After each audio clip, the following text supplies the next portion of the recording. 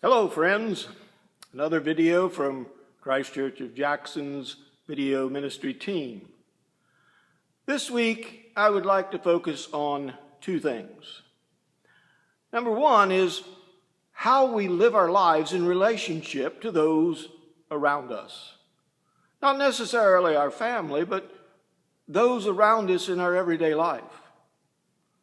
Do we focus on what is happening right now around us? Or are we so busy with our schedule and our activities that we overlook those who are in need? Part of the prop for today's video is a marble. Janie, I called her to see if she had any marbles. She made a joke. She said she lost her marbles. But I found this marble in the children's section of the church. And the story is about a red, green, and blue marble. Now you might ask, how can such a simple thing be used to motivate me spiritually? Well, I found this story that I would like to share with you. The setting is a mom and pop grocery store. A young boy, clean, but not the best dressed, is seen looking at some peas. Yeah, I thought that was an unusual thing for a kid to be looking at, but he's looking at some peas, and the older grocer approaches him, and they begin a conversation. "Mighty good-looking peas," the young man says to the grocer. "Yes, they are," says the older man. "You want to take a batch home to your mom?" The boy shook his head. "No, I don't have any money," said the young man. "All I have is this blue marble."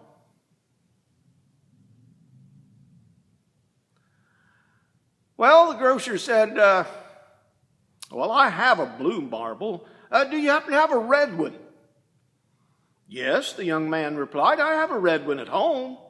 "Well, I'll tell you what I'm going to do," said the grocer.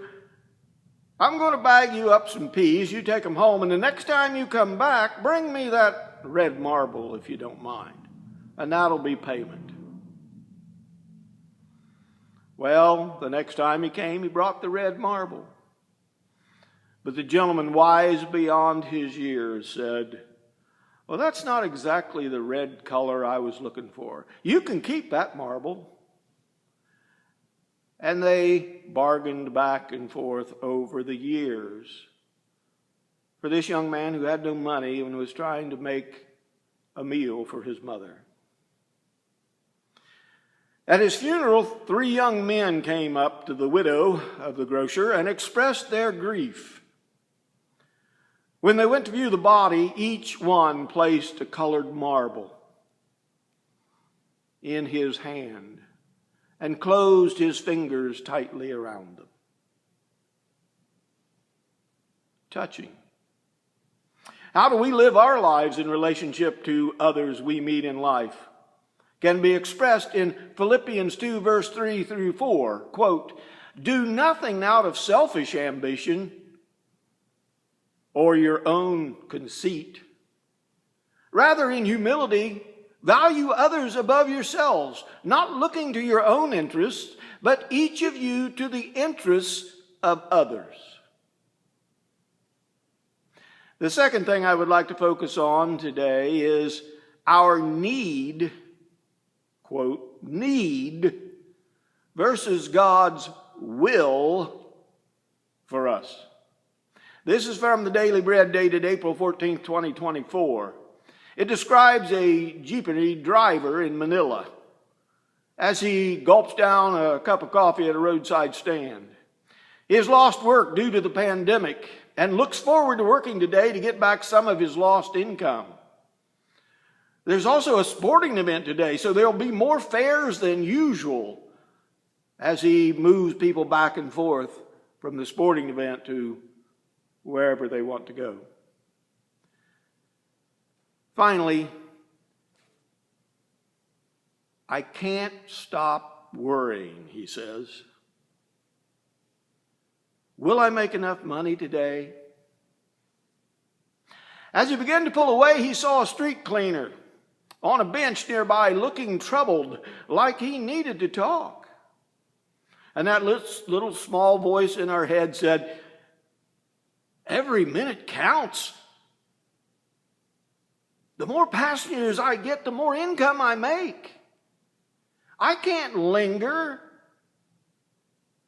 But God continued to talk to this jeepery person in Manila. And he sensed God wanting him to approach him. So he did. Through this effort, the street sweeper became a Christian.